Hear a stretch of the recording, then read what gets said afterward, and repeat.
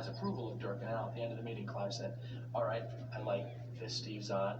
He should play Al," and Clive gave his blessing. Not the Marlin story again, Al. 733 pounds, 5.5 hours in a fighting chair. Thought it was 600 pounds. Hey, when did you catch that day? I can't remember anything at all. How long you guys been together?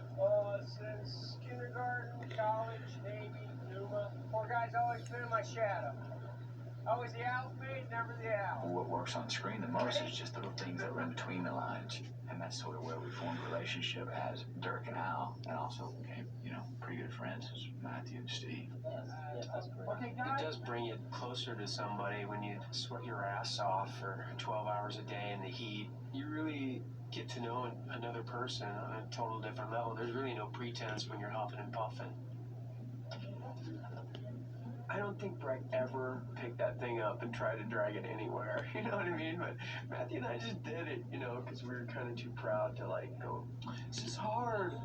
But I will say right now and here that was a pain in the butt, and that was my least favorite. I celebrated that night of the last truck liner until the reshoots in Palm Springs.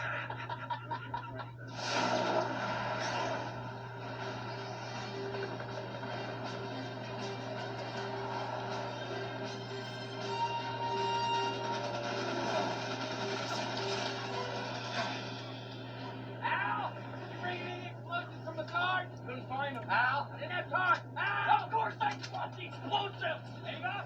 I hope you don't know like a girl. Sometimes in those kind of movies, the female character is not on the same level. At least for me as an actress, the things that I've read before that way, the male characters were far more interesting than the female characters. And in this one, I think Eva is a really, really good character that has so many layers and colors and that is needed in the story. She was a no-brainer for me in the movie. I mean, a Spanish doctor who comes, who works for the WHO. I mean, who else would I get? She was perfect for the role, and luckily for us, she wanted to do the role. I'm not annoyed at you. I'm annoyed at We thought, one, we knew we wanted someone that brought an international flavor to the whole team. Two, we wanted someone who we believe had the kind of the heart and ambition to be someone who would be chasing down this disease. And what I always understood was, and how do Dirk and her, without saying it, how do they come together? Well, I'm chasing down the unknown, treasure, so is she. Marine salvage. I believe that's the term you're looking for, Doctor. I was worried and insecure about it because I felt I'm young to be this kind of doctor. I actually talked to some doctors like that from the WHO. And the doctor of the WHO told me that I actually had the perfect age for that kind of character because the people that they know that are more open to travel and going into dangerous places are the youngest.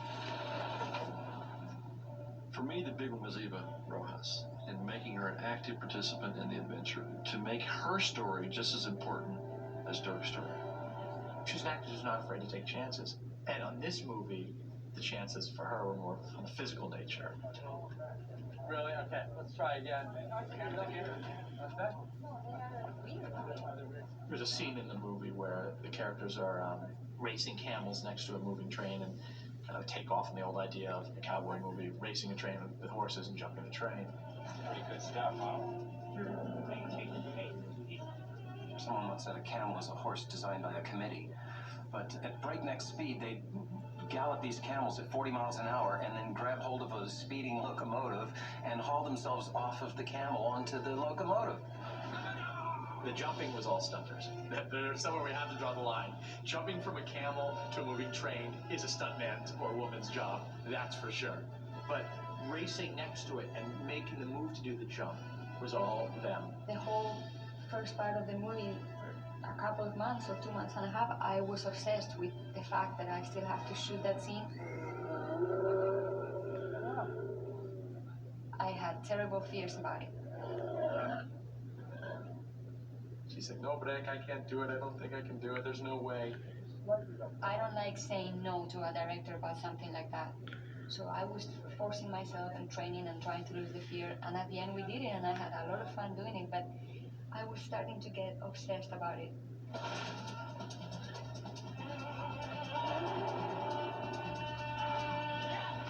She got up there and she galloped and raced that camel better than Matthew and Steve. Had no fear.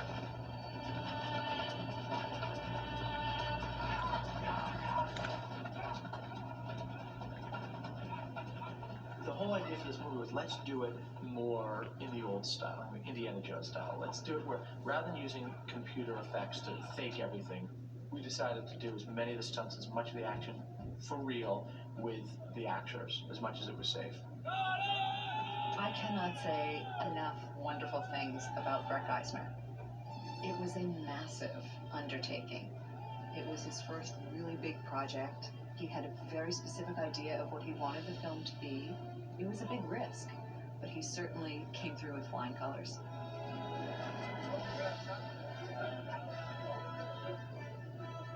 He's tireless. That's one of his traits that he has, that he's going to make sure that he's covered every angle. And if we weren't sure, if it wasn't really working, he was smart enough to give himself certain options.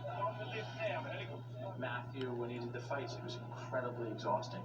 The whole end of the movie, everybody's yelling and screaming and firing guns and fighting and running and jumping. It was a very physically challenging movie for the actors. And these are in locations where you're in the middle of nowhere, in the middle of a desert, where it's a pretty harsh environment. And I will remember those days forever. We were living in the middle of nowhere in the desert, living in our trailers. It's one of those things from this job that I love so much, that you get to do all this crazy stuff and go to places that you probably wouldn't go.